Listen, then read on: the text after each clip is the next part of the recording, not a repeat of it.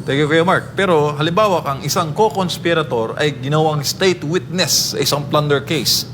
O lusot ba siya dahil tumulong siya sa Ang investigation? state witness kasi, you are only qualified to be considered state witness if you are the less guilty of all the accused. So di pala pwede na inamin mo, co-conspirator ka, pero in the end, tinabla mo yung mga kasabwat mo. Pwede ka ma-qualify, you can be qualified as a state witness, but hindi yan basta-basta na ibigay sa'yo na maging state witness ka. Kailangan mo, may approval sa court yan. Mag-file pa ng motion to qualify you as a state witness. You can only be qualified as state witness if you are the less guilty of all the accused.